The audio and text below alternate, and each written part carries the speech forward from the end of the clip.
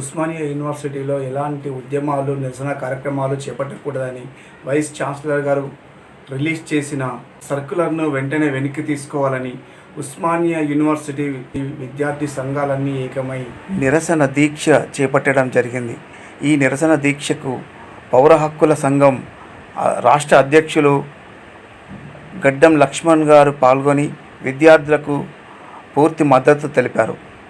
తెలంగాణ ఉద్యమంలో ముందు భాగంలో ఉండి అనేక ఉద్యమాలు నిర్వహించినటువంటి ఉస్మానియా విద్యార్థుల మీద ఈ విధమైనటువంటి అప్రజాస్వామికమైన సర్క్యులర్ను జారీ చేయడం బాధాకరమని ఆయన విమర్శించారు.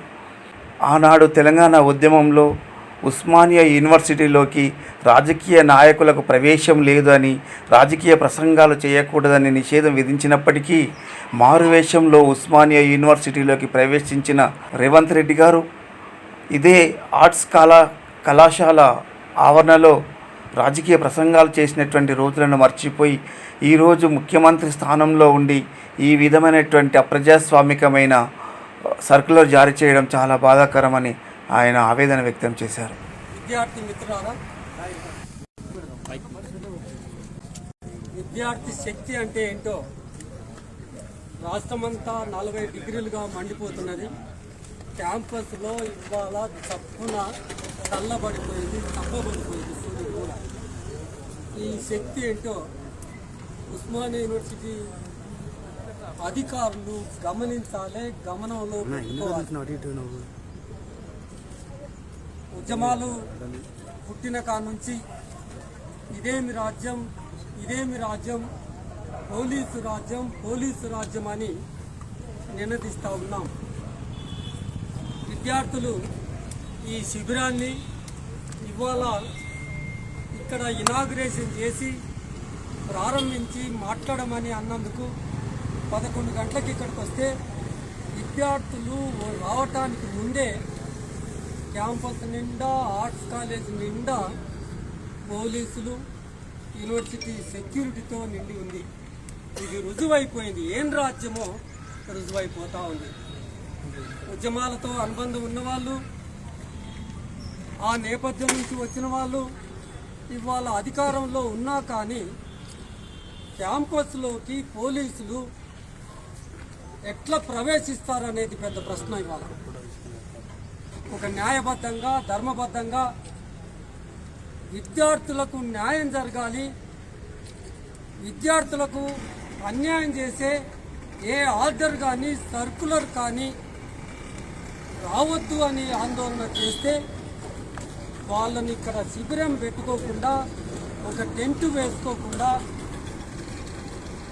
ఇక్కడ ఒక పట్టేసుకొని బట్ట మీద కూర్చోకుండా, ఒక ప్రజాస్వామ్య దేశంలో ఉన్నత విశ్వవిద్యాలయంలో తమ కోరిక, తమ డిమాండ్ను అధికారులు ముందు పెట్టడానికి ప్రజాస్వామ్యబద్ధంగా, చట్టబద్ధంగా నిరసన తెలుపుతాం.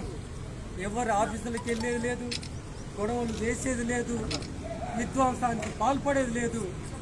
మేము మా అంతటా మేము ఇక్కడ కూర్చొని ఒక నిరసన తెలియజేస్తాము అంటే ఎవరికి ఏమవుతుంది? ఆ టెంట్ వేసుకోవటానికి కానీ, కూర్చోవటానికి తాడుపత్రి వేసుకోవడానికి కానీ యూనివర్సిటీ అధికారులు ఎందుకు అనుమతి ఇవ్వలేదు? ఇవాళ పోలీసులు విద్యార్థులు కాదు కదా, విద్యార్థులు అధికారులు కదా ఇవాళ సంభాషించుకోవాల్సింది. వీళ్ళిద్దరి మధ్యలో సంభాషణ జరగాల్సింది ఒక ప్రజాస్వామ్యబద్ధంగా, విద్యార్థులకు న్యాయమైన కోణం నుంచి ఒక సంభాషణ జరగాలి. అంటే పోలీసుల ప్రజెన్స్లో ఆ సంభాషణ ఎట్లా జరుగుతుంది? మీరు ఆఫీసుల్లో కూర్చొని పోలీసును నింపి ఒక వాక్ స్వతంత్రాన్ని, ఒక ఆర్టికల్ 19ని ఉల్లంఘించే విధంగా ఆర్డర్ తీస్తారు. ఆర్డర్కు నిరసన వ్యక్తం చేద్దాం అని ఒక నిరసన బృందం ఇక్కడ చూస్తుంటే దాన్ని కూడా మీరు అక్కడ కూడా ఆర్టికల్ 19ని, వాక్సభ స్వాతంత్రాన్ని ఇవాళ ఎంత అనగదొక్కుతున్నారో. ఎక్కడైతే ప్రజాస్వామ్యం ఎంత విచిత్రం అంటే, ఎక్కడైతే ప్రజాస్వామ్యం పరిడి విల్లాలో ఎక్కడైతే సభా స్వాతంత్రాలు అత్యున్నతంగా ఘోషిలాలో, ఎక్కడైతే సృజనాత్మకమైన ఆలోచనలు, నూతన భావాలు, నూతన విద్యార్థుల నుంచి ఎక్కడి నుంచి అయితే పురుడు పోసుకోవాలో ఆ పురుడు పోసుకునే ప్రాంతం ఇవ్వాలా. ఇక్కడ పురుడు పోసుకున్న వాళ్ళు 100 సంవత్సరాల చరిత్రలో వేల కొలది మంది ఇవాళ భారత ప్రభుత్వాన్ని, రాష్ట్ర ప్రభుత్వాన్ని, మొత్తం ఉద్యమాలన్నీ నడిపించే గొప్ప గొప్ప నాయకులు ఈ గడ్డ మీద పురుడు పోసుకున్నారు. చరిత్ర ఒక్కసారి చదవండి అని చెబుతా ఉన్నాం. మేము వైస్ ఛాన్సలర్తో సంభాషించాం ఫోన్లో, వెనక్కి తీసుకోండి అని అడిగాం. వాళ్ళు అడుగుతున్నది ఇక్కడ ఉద్యమాలు, క్యాంపస్లో ఉద్యమాలు లేకుండా చేయటం కోసం మేము సర్కులర్ ఇవ్వలేదు. అది కేవలం ఆఫీసులో మమ్మల్ని పని చేయకుండా ఎవరైతే డిస్టర్బ్ చేస్తారో ఆ వైనాన్ని మేము అరికట్టాలనుకున్నామన్నాం. మరి ఇదేంటి? మరి ఇవాళ ఏం కనబడుతుంది? మీరు తీసిన సర్కులరు పౌర హక్కుల బాధ్యుడిగా చెప్తున్నాను, దాన్ని వెంటనే ఉపసంహరించుకోండి. మీరు ఏ ఉద్దేశంతో ఆ సర్కులర్ను విడుదల చేశారో అది క్యాంపస్ మొత్తం వ్యాపిస్తుందని చెప్పాము మేము.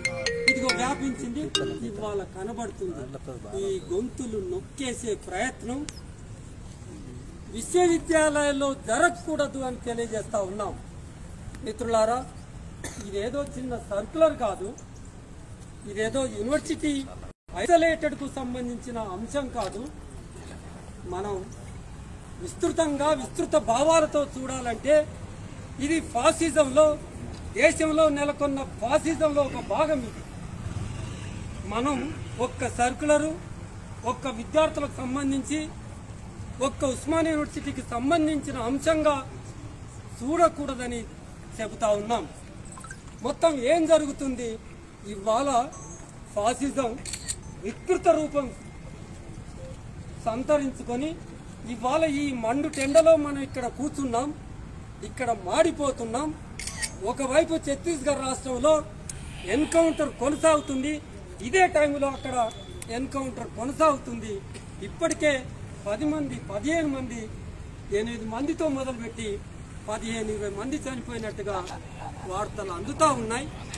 దాన్ని, ఆ ఎన్కౌంటర్ పర్వాన్ని నిరసిస్తూ ఇప్పుడు మేము ఈ 1 గంటకు ఎన్ఎస్ఎస్లో ప్రెస్ మీట్ నిర్వహిస్తూ ఉన్నాం.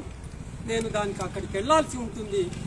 అక్కడ జరుగుతున్న వైనం ఫాసిజం వికృత రూపం సంతరించుకొని 2024 జనవరి 1 నుంచి ఆపరేషన్ కగారాన్ని ప్రకటించి మొత్తం అక్కడ ఆదివాసీలందరినీ మట్టి పెట్టే ప్రయత్నం చేస్తూ ఉన్నారు. విద్యార్థి లోకానికి పౌర హక్కుల సంఘం వినయంగా చెబుతున్న అంశం ఏంటంటే, మొత్తంగా దీనితో మొదలుపెట్టి దేశంలో జరుగుతున్న మొత్తం ఎన్కౌంటర్ల పర్వాన్ని ఇవాళ మన రాష్ట్రంలోనే 3 ఎన్కౌంటర్లు చేసి 14 మందిని చంపేశారు. నిన్న కాక మొన్న నిజామాబాద్ సైబర్ క్రైమ్ పోలీసులు చేసిన లాకప్ డెత్తో తెలంగాణలోనే ఐదుగురు లాకప్ డెత్లో మరణించిన పరిస్థితి మనం గమనిస్తూ ఉన్నాం. అందుకని ఇది చిన్న ఆర్డరు లేదా ఆఫీసులకు పరిమితం కాదు.